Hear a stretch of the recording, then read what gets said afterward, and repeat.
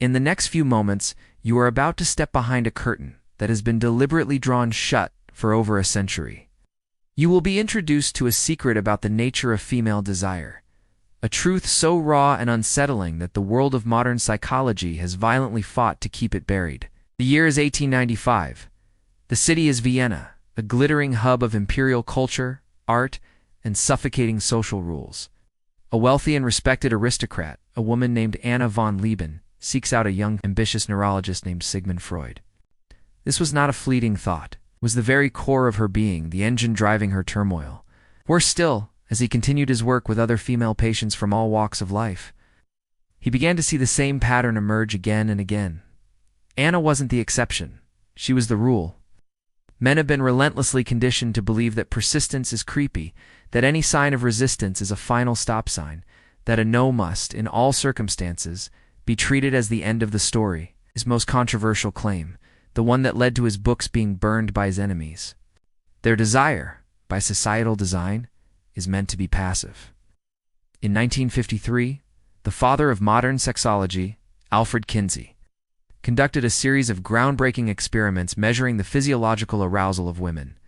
He presented his female subjects with a variety of narrative scenarios, from gentle, consensual romance to stories of forceful, non-consensual seduction. Is to have the courage and the understanding to give her what her primal biology, her very soul, cannot admit that it needs. This is only the first layer. We have just uncovered the foundation that Freud laid down. Now, we must look at the devastating consequences of ignoring his warnings. We are about to dive into the wasteland of the modern world, into the stories of the broken men who played by the rules and lost everything, and into the silent, creeping epidemic of the sexless society that this great denial has created. His findings were so shocking, so politically incorrect, that he did what any scientist fears to do. He buried the data. The measurements showed unequivocally that the women were more physically aroused by the stories of forced seduction than by the vanilla, consensual scenarios. Their bodies betrayed them. Their physiological responses, the unfiltered truth of their primal wiring, went directly against their stated morals and conscious beliefs. Kinsey knew that releasing this data would contradict the emerging social and feminist narratives of the time. The truth was simply too inconvenient. It can only be activated when it is filtered through a masculine energy, through the exhilarating thrill of being pursued, of being chosen, of being dominated, and even of being overwhelmed by a force greater than their own. It means that the very things you've been taught to avoid, the games, the push-pull dynamic, the teasing, the element of danger and unpredictability, are not just effective tactics. They are biological imperatives. It means the nice guy finishes last, not because he is kind, but because he is predictable. His kindness is neutered, stripped of all tension and risk.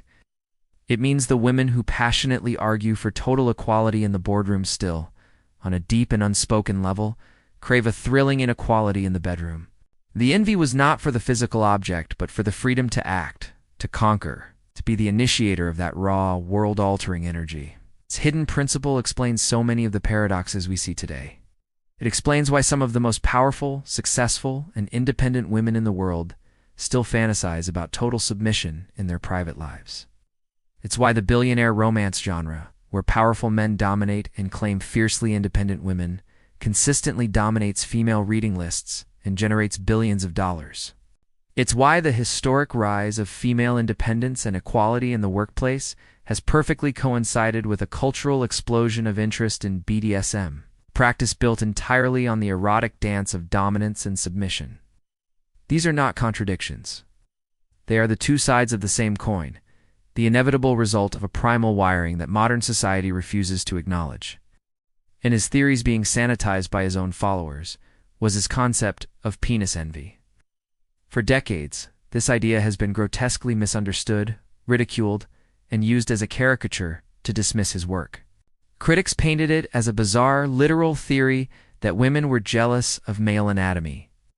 But the real meaning, the one hidden in his deeper writings, was never about anatomy. It was about agency. It was about power. Yet Freud's discovery, backed by literally all of recorded human history, proves the exact opposite. This dynamic is not a footnote in a psychology textbook. It is the grand narrative of epic romance and seduction. From the Queen Cleopatra, who masterfully manipulated the most powerful men in the world like Julius Caesar and Mark Antony through calculated resistance and strategic withdrawal, to the medieval troubadours, who wrote endless ballads not about the village girl who said yes immediately, but about the unattainable noblewoman, the one locked in a castle whose love had to be earned through epic struggle. The pattern is undeniable. Desire does not grow in the sterile environment of convenience and enthusiastic permission. It thrives in tension, on the electric edge of denial and possibility. The modern narrative of simple, logical consent completely ignores this brutal biological truth, that human arousal is not a logical process, and that the female psyche is fundamentally wired for the thrill of conquest, not the comfort of convenience. The polished, civilized woman presented to the world was a carefully constructed mask. In a private letter to a trusted colleague, a letter that was later suppressed, Freud confessed his terrifying discovery. The civilized woman, he wrote, is a facade. Beneath it lies a chaos of primal impulses, a hunger that dares not speak its name. This wasn't some wild guess or a fanciful theory. This was the conclusion drawn from hundreds of hours of direct clinical observation. It was a truth he saw with his own eyes, and it terrified him. The abyss he was staring into was not in one woman's mind. It was in the soul of womanhood itself. On the surface, her life is one of privilege and perfect decorum. But beneath that polished exterior, a storm is raging. Dora, one of Freud's most famous and fiercely debated patients, was a brilliant and defiant 18-year-old girl. She was brought to Freud by her father under duress. The official reason? She had accused a close family friend, an older, powerful man, of making an unwanted sexual advance. To the outside world, this was a clear-cut case of a young woman traumatized by harassment. But Freud's private, uncensored notes paint a far more complex and disturbing picture. As he delved into her psyche, he realized her intense emotional reaction wasn't just simple trauma. It was a tangled knot of repulsion, fascination, and most importantly, frustrated desire. She is plagued by terrifying hysterical fits, paralyzed by urges she cannot name, and feels utterly trapped within a loveless, respectable marriage. She despised him because, after she initially resisted his advances, he gave up. Her hysteria wasn't born from the man's pursuit. It was born from the moment he stopped pursuing. She was not repulsed by his desire for her. She was enraged by his weakness in the face of her refusal. Freud had stumbled upon a core mechanism of female attraction, a principle so counterintuitive that it remains the most misunderstood dynamic in human relationships. He called it the eroticization of refusal. This is the phenomenon where the act of rejection itself becomes the fuel for attraction, where the word no is not always an ending, but a test, where the withholding of satisfaction doesn't kill desire, but becomes the very source of a burning obsession. She is, in her own words, a prisoner in a gilded cage. This is not another flimsy self-help article or a shallow dating guide. This is the psychological bedrock, the uncomfortable reality that Sigmund Freud himself discovered and then recoiled from, a truth he dared only to whisper about in his most private letters. His followers, terrified of its implications, censored it. The powerful, realizing its potential, weaponized it. And you, after finishing this series, will understand the profound deception at the heart of modern relationships. You will finally see why the world has systematically lied to men about attraction, and how this forbidden knowledge can hand you a level of influence so potent, so fundamental, that most people will refuse to believe it's real. To begin this journey, we must travel back in time to a story that the gatekeepers of history never wanted you to hear. Freud, at this early stage in his career, believed the mind was a machine that could be logically repaired. He began his treatment, carefully probing the vast, uncharted territory of her subconscious. He expected to find simple anxieties, childhood memories, or repressed traumas. But what he unearthed was something else entirely. It was something that didn't just challenge his medical training. It shattered his entire moral framework. Anna didn't just have simple wants or polite needs.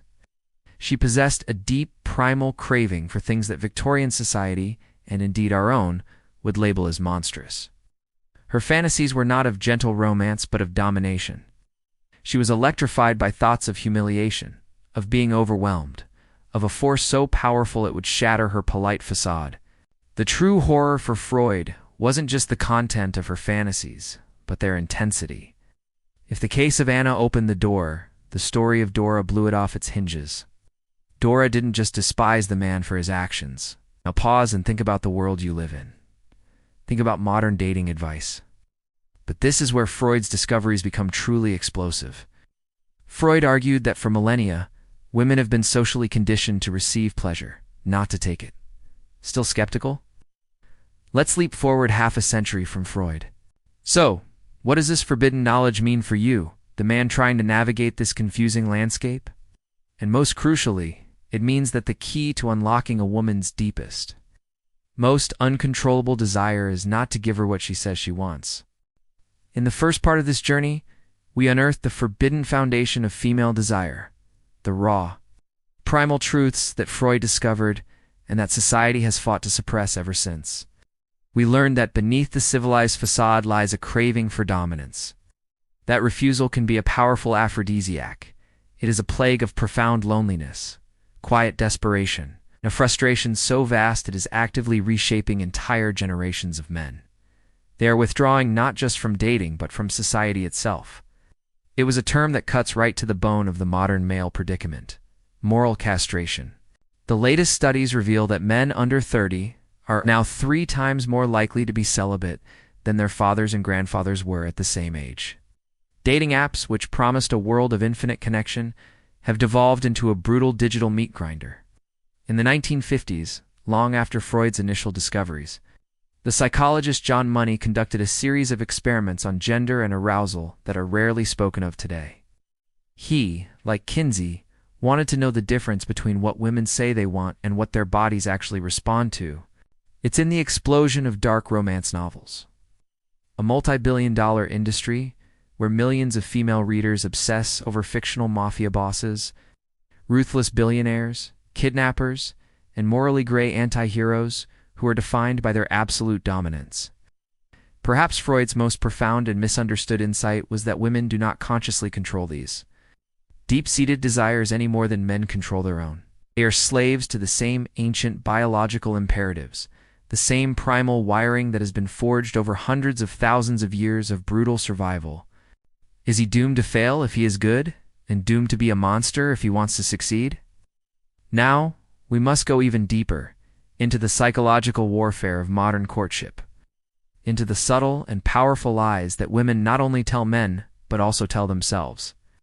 We are about to enter the final stage, where we move from theory to practice, and where you will learn the strategies that can fundamentally rewire the dynamics of attraction in your favor. No, the answer is not to become a manipulative monster. The answer is to understand the game. It's not about manipulation. It's about mastering the unspoken rules. The men who thrive in this new world are not the ones who resent female nature. They are the ones who understand it so deeply that they can work with it, not against it. They know that attraction isn't built on supplication and endless compliments. It is built on tension, on mystery, on emotional challenge, and on an unshakable sense of one's own purpose. The fundamental difference is this: society grants women the permission to be hypocrites. A man who openly admits he is attracted to youth, beauty, and submission is publicly shamed as shallow and problematic. A woman who secretly craves a dominant, powerful, even promiscuous man is celebrated as complex and liberated, as long as she lies about it in public and maintains the socially acceptable script. It's in the rise of OnlyFans, where women do not subscribe to see men being respectful, while the study is famous for what it revealed about male power dynamics. The untold story was the behavior of the female researchers and observers. Publicly, they condemned the guards' cruelty and psychological abuse. Privately, many of them confessed to being overwhelmingly, magnetically attracted to the most dominant and assertive guards. The same phenomenon was documented with horrifying clarity in Nazi Germany, where countless German women who claimed to despise the regime's brutality threw themselves at high-ranking officers drawn like moths to the flame of their terrifying power and authority. Freud's explanation was as simple as it was unnerving. The erotic mind has no conscience. It doesn't care about politics or fairness or even safety. It cares about power and emotionally available. They pay fortunes to be acknowledged or even degraded by aloof, dominant figures who hold all the power. This isn't a fringe element. It is a mainstream cultural tidal wave. Freud gave this instinct a name: the Thanatos drive.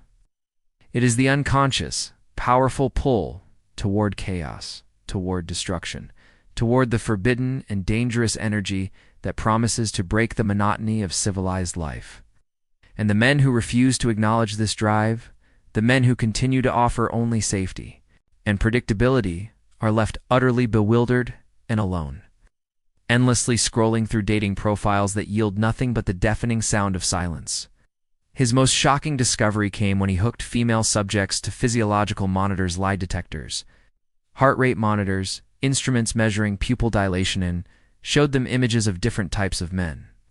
When asked, the women all gave the socially correct answer. They were attracted to kind, gentle, stable men. Their words were perfectly aligned with the prevailing social narrative, but their bodies told a different story. When shown images of men who were dominant, aloof, brooding, even dangerous-looking, their pupils dilated, their heart rates spiked, and their skin conductance tests lit up. Their bodies betrayed their conscious minds. In this new marketplace, the top 10% of men, those who intuitively understand the dynamics we are discussing, receive nearly 90% of all female attention, leaving the remaining 90% of men to fight for scraps. Why? Because to admit that women, on a primal level, crave the very things they claim to hate would have shattered the emerging, carefully constructed myth of the perfectly egalitarian relationship. It would have proven that the social engineers of the 20th century were trying to build a new world based on a complete denial of human nature. And who are these men who succeed? They are not the ones dutifully playing by the official rules. They are the ones who grasp the dark, inconvenient truth Freud uncovered, that female desire does not operate on a system of fairness. It operates on a system of intensity. Edward had been so thoroughly conditioned by society to sand down his edges, to suppress his natural aggression, his dominance, his raw masculine energy, that he had effectively neutered himself in the eyes of the feminine. Researchers analyzing user behavior found that women, on average, rated a staggering 85% of male profiles as below average in attractiveness. They weren't just seen as unappealing. They were deemed utterly unworthy of even a second glance. The same data revealed a core female mating strategy that dismantles the myth of monogamous devotion.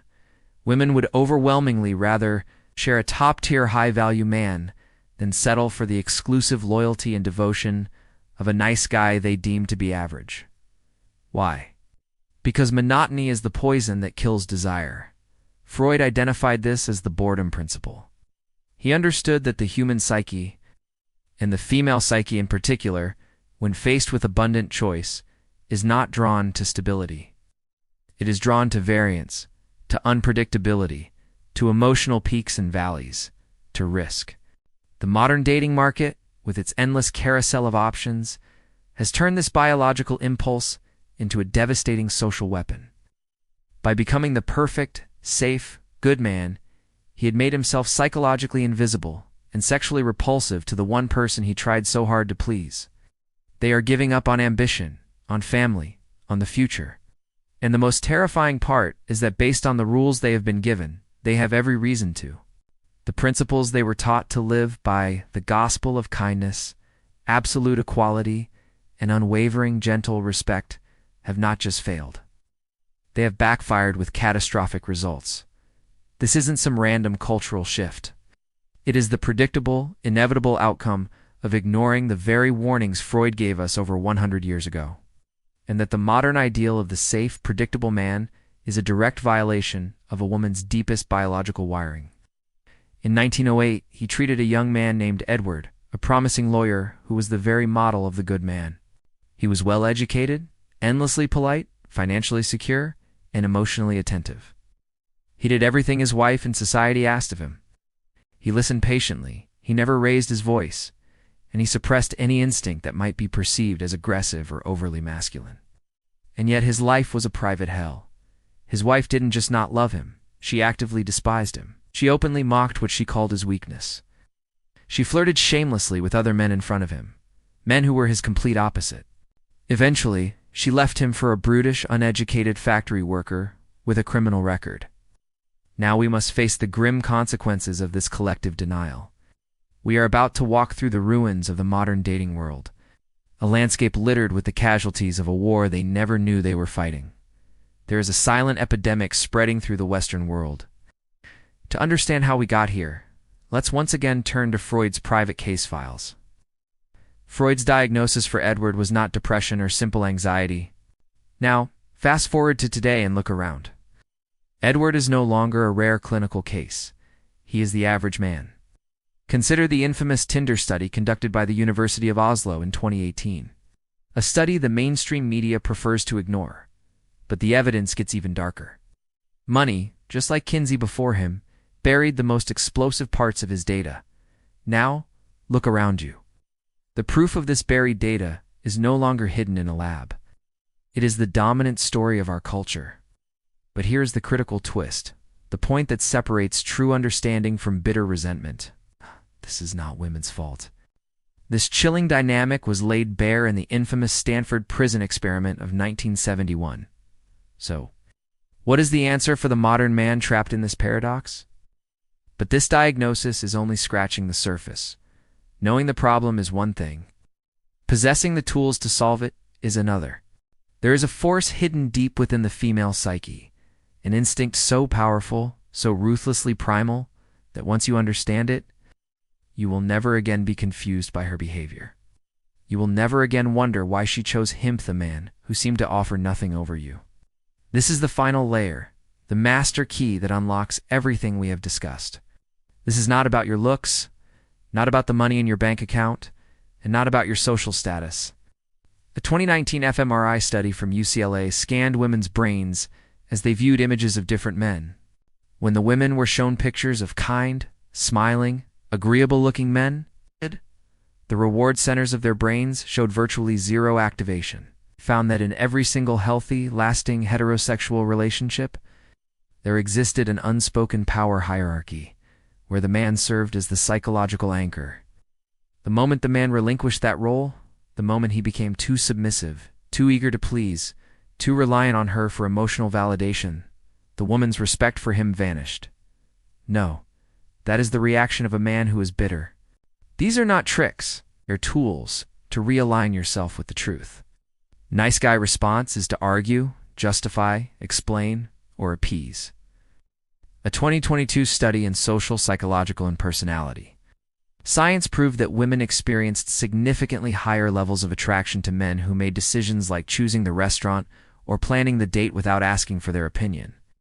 This isn't because women are helpless. It's because decision-making is an act of cognitive dominance, and dominance is the bedrock of the erotic. Stop asking, "What do you want to do?" Start saying, "Here's what we're doing." The moment she becomes the center of your universe, the goal of all your efforts, your frame collapses and her attraction for you begins to die. You are taught to play a game with a fraudulent rulebook, designed to ensure your failure. Now you have the truth. The ultimate power move is to live a life so driven by your own code, your own mission, and your own purpose, that her validation is a pleasant addition, not a desperate requirement.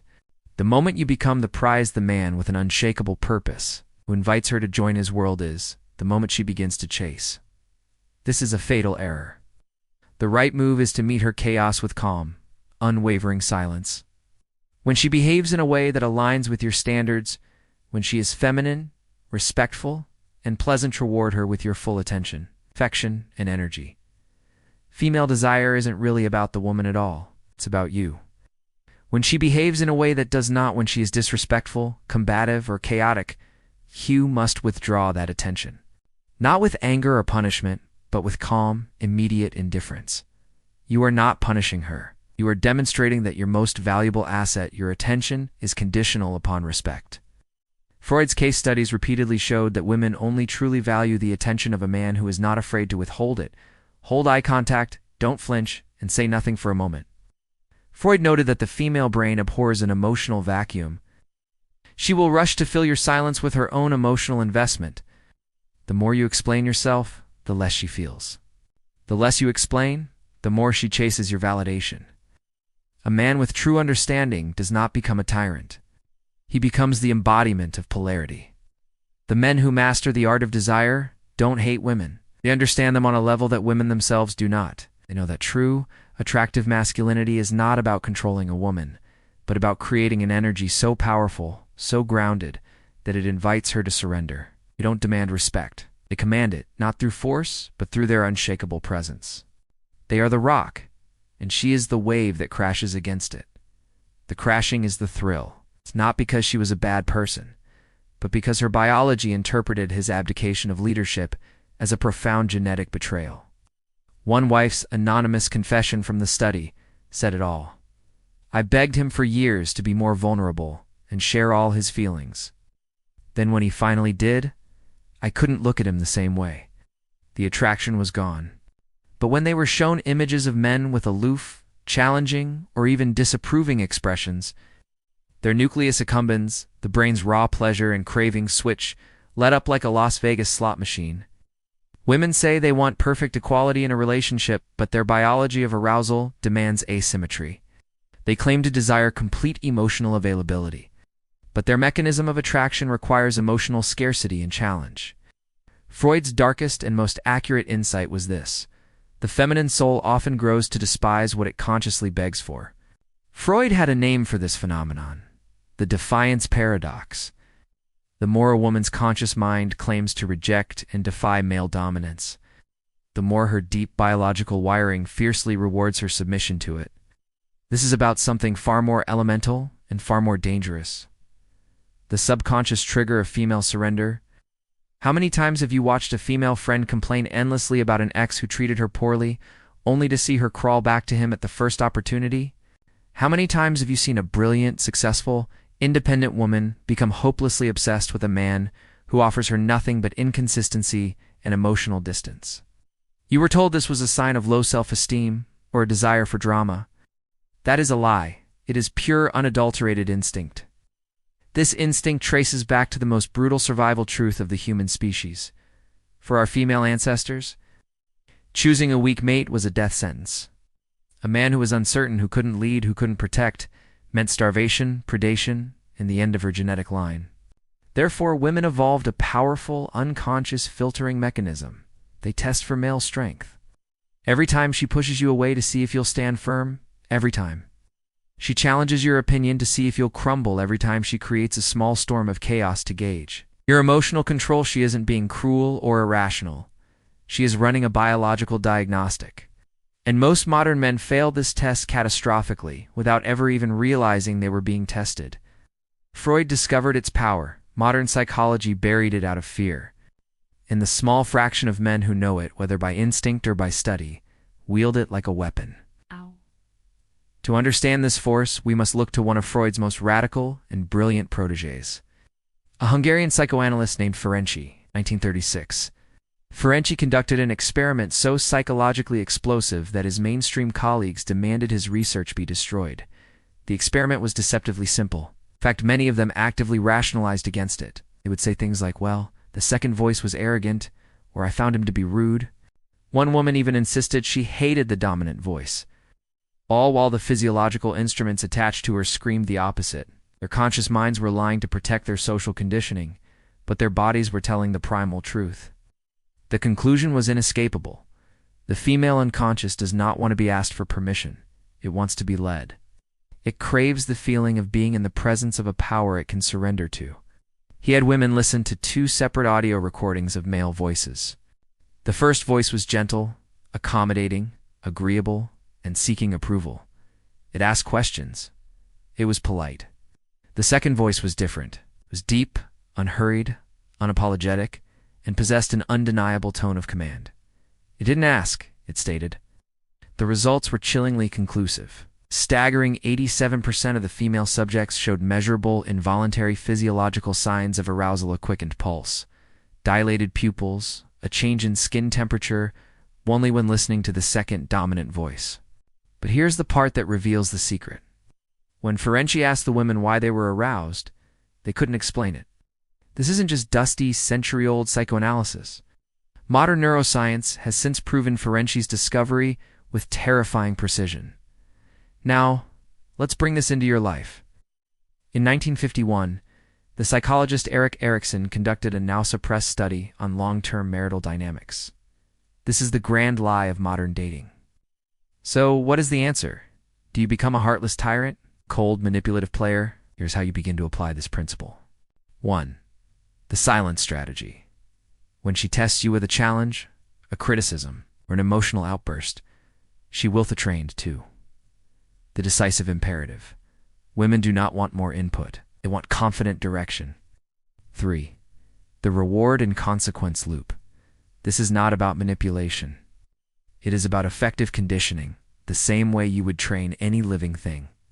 But these tools are just the foundation. The final secret, the one that ties all of this together, is the ultimate inversion of everything you've been taught. The moment you make her the prize, you have already lost. This is the grand reveal. You were never powerless. You were just misled. We go and act accordingly.